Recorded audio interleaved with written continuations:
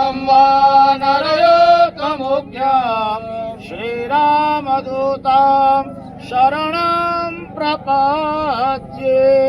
ओम हम हनुमते नमो नमः। प्रार्थना पूर्वक नमस्कारान् समर्पयामि।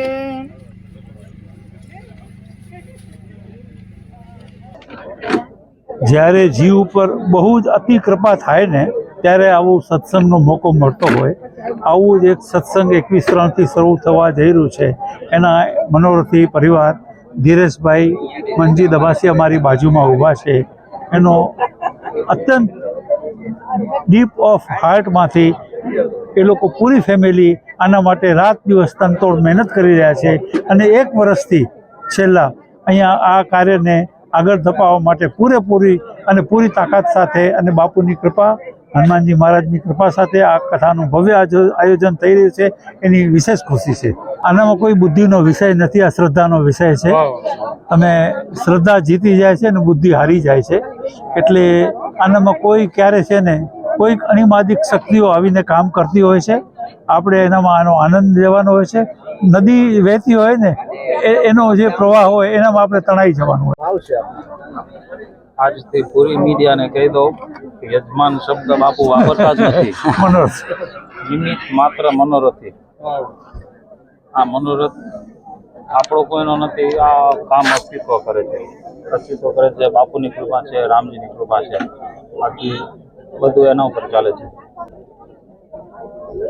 આજે તમે જોઈ રહ્યા છો કે 500 થી 600 લોકો તો ખાલી ભૂમિ પૂજનમાં આવ્યા છે. કથામાં તો કોઈ નંબરનો આપણે અંદાજો નથી, પણ જેટલા વધુ લોકો રામ નામનું સ્મરણ કરી શકશે સારું. પ્રેરણારૂપી હતું. મારા દાદા દાદી નાના નાની બધા માધાપરના જ આપણે અમારું મૂળ છે. નાના નાની અહીંયા રહે છે, દાદા દાદી પણ અહીંયા રહેતા જૂનાવાસમાં.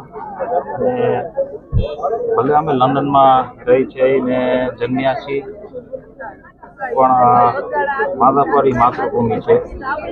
અને અહીંયા બાપુની કથા આવે તો આપણો મનોરથ બાપુ પૂરો કર્યો છે. અને સૌ પરિવાર ખુશ. બધાએ બહુ જ સહયોગ આપ્યો છે. અને આજ પણ ભૂમિપૂજનમાં જે કોઈ જાહેર કર્યું છે કે એમની સેવા, એ લોકો સેવા આપશે, એ પણ અમે બહુ જ ખુશ છીએ. અને એ લોકોનો આભાર વ્યક્ત કરું કે રામ નામનું સ્મરણ કરજો, કથાનો એન્જોયમેન્ટ કરજો. અને અહીંયા કાયમ રામનું નામ કાયમ અહીંયા નદી વહેતી રહે એવી મારી પ્રાર્થના. જી, બહુ આનંદની વાત છે. આજે અહીં કથાનું ભૂમિપૂજન હતું. આ દબાસિયા પરિવાર વતી જે એમના મુખ્ય યજમાન છે, અને ખૂબ બહોળી સંખ્યામાં અહીં બાપુના ફ્લાવર્સ ભાવિકો સર્વે અહીં ઉપસ્થિત રહ્યા. 700 થી 800 અહીં ભાવિકો ઉપસ્થિત રહ્યા. અને આ ગામની અને આજુબાજુના ગામના વિવિધ સમાજો, વિવિધ મંડળો, એમણે પણ પોતાની સેવા આપવાની તત્પરતા દર્શાવી. આજુબાજુ ગામના સરપંચો પણ ઉપસ્થિત રહ્યા. ભુજોડી છે, માધાપર છે, એ બધા જ સરપંચોએ પણ તૈયારી દર્શાવી. આ પ્રસંગે આપણા વિસ્તારના આદરણીય ધારાસભ્ય કેશુભાઈ પટેલ, મહામંત્રી હિતેશભાઈ, દિનેશભાઈ, ભીમજીભાઈ સૌ ઉપસ્થિત રહ્યા. અને એમણે પણ જે કાંઈ પોતાની સેવા જરૂર પડે એ એમણે તૈયારી દર્શાવી. આનંદનો પ્રસંગ છે. એમ કહેવાય કે આજ આનંદ, આજ ઉછરંગ, આજ નયનમાં નેહ, આજ અમારે આંગણે કંચન વર્ષે મેહ. અને આ અંગેની 16 તારીખના એક મિટિંગ પણ રાખવામાં આવેલ છે. ત્યારે વિવિધ સમિતિઓને એ જે એમની સેવા ઉપલબ્ધ હશે એને અનુલક્ષીને એ અંગેની એમને સેવાઓ સોંપવામાં આવશે. મુખ્ય રીતે મુંબઈથી ખાસ અહીં બાપુના કૃપાપાત્ર એવા પ્રવીણભાઈ તના સાહેબ પધાર્યા છે. એમની સાથે મુંબઈના પણ બીજા મહેમાનો, ને ખાસ કરીને મહેમાન તો ઠીક પણ કાર્યકરો કહી શકાય છે, હંમેશા કથામાં સાથે હોય છે અને મુખ્ય સેવાઓ આપતા હોય છે. કોઈ પણ પ્રસિદ્ધિની અપેક્ષા વગર એ પણ પધાર્યા છે. મોહનભાઈ ધારસી, અક્ષયભાઈ ઠક્કર, વેલજીભાઈ ભુડિયા, ચંદનસિંહજી રાઠોડ, ઘનશ્યામભાઈ જોશી, ઋષિભાઈ જોશી, પછી વાઘેલા સાહેબ સરપંચ ધોળાવીરાના, સૌ કોઈ જે બાપુના ફ્લાવર્સ છે એ સર્વે અહીં ઉપસ્થિત રહ્યા. ધનજીભાઈ કેરાસિયા આ સર્વે અહીં ઉપસ્થિત રહી પોતાના પ્રતિભાવો વ્યક્ત કર્યા. ખાસ કરીને વેલજીભાઈ પણ વર્ષોથી બાપુના સેવક, વેલજીભાઈ કિસાન લોજ, અને આ આખી સમિતિ એમણે 16 તારીખના મિટિંગ રાખી વ્યવસ્થિત રીતે આયોજન માટેની તૈયારીઓ શરૂ થશે. આજે ભૂમિપૂજન થઈ ગયું અને આટલો બધો ઉત્સાહ છે કચ્છમાં, એટલે આ કથાનું આયોજન સુપેરે પાર પડશે. અને બાપુ જેવા વક્તા હોય, સ્વયં જેમના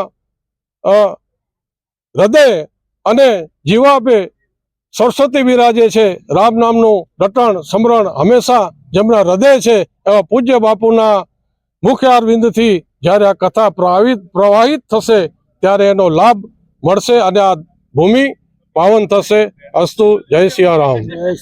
આ યજમાન પરિવાર કથાના નિમિત્ત બને છે, મનોરથી પરિવાર છે, પણ માનસિકતા અન્ય બાપુના જે ભાવિકો છે, જે સેવકો છે, એની એવી પણ હોય છે કે કથા ખરેખર અમે પણ કથાના યજમાન છીએ અને આ કથાને સર્વ રીતે શ્રેષ્ઠ કથા માધાપરની થાય એના માટે સમગ્ર કચ્છમાંથી 18 આલમ, 18 કોમ જ્ઞાતિ સર્વ હિન્દુત્વના નામે આ કથામાં સહયોગ આપવા માટે તૈયારી દર્શાવી છે.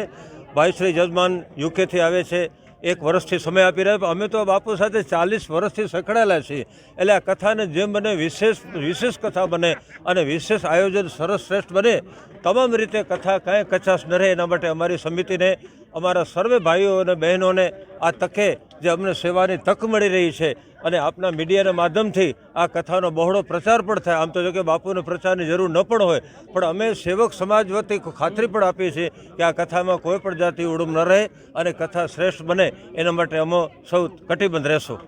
જો આ પ્લોટ તમે જોઈ રહ્યા છો, અહીંયા કથા મંડપ યોજાઈ રહ્યો છે, આગળ પાર્કિંગની વ્યવસ્થા થઈ રહી છે, આગળ રસોડાઓના મંડપ રખાઈ રહ્યા છે. રોજ 25-30 હજાર માણસ રસોડાની રસોઈ લઈ શકે એવી વ્યવસ્થા યજમાન પરિવાર રાખેલી છે. અને અમારી તમામ તમે પહેલાં વાત કરી ઇતર જ્ઞાતિઓ, એક દિવસ આહિર સમાજ, એક દિવસ રબારી સમાજ, એક દિવસ ચારણ સમાજ, એક દિવસ વણકર સમાજ, દરેક સમાજોએ આ વિશેષ આ કથાને પ્રાધાન્ય આપવા માટે પૂરતી તૈયારી દાખવી છે. કચ્છ બહાર એટલે મુખ્યત્વે કચ્છ અને ભુજ વિસ્તારની આજુબાજુના, એમાં આપણા મૂળ કચ્છનું ગૌરવ કહી છે પ્રવીણભાઈ તના સાહેબ, જેણે કચ્છમાં ઘણી બધી કથાઓ પોતાને બાપુ આપેલી છે. પૂજ્ય બાપુના ખૂબ નિકટના અને આદરણીય છે તાના સાહેબ, એને પણ જે કથાના આયોજન મુંબઈથી મહેમાનો આવ્યા છે અને આમના આપણા યજમાન પરિવારના યુકેથી પણ ઘણા બધા મિત્રો પરિવાર આવેલા છે. અને આ સમગ્ર કચ્છમાંથી પૂજ્ય બાપુનો જે ફોલોઅર્સ કહી શકીએ, પરિવાર કહી શકીએ, જેને આપણે અગાઉ સીતારામ પરિવાર તરીકે ઓળખીએ, એ તમામ લોકો આજે હાજરી આપી છે. આજે 700-800 લોકોની અહીંયા હાજરી ધરાવે છે. આવો ભૂમિપૂજન કચ્છમાં મન નથી યાદ આવતો, આવો સરસ ભૂમિપૂજન થયું હોય. અત્યારે અલ્પાહારની પણ વ્યવસ્થા રાખવામાં આવી છે અને સાહેબ 4 કલાકથી લોકો એકધારા બેઠા છે. આ તો ફક્ત બાપુની કથાનું નામ છે અને બાપુ આવશે ત્યારે અહીંયા કેવો હર્ષોલ્લાસ હશે એ તો જે જોશે એ ભાગ એને કહેવાશે.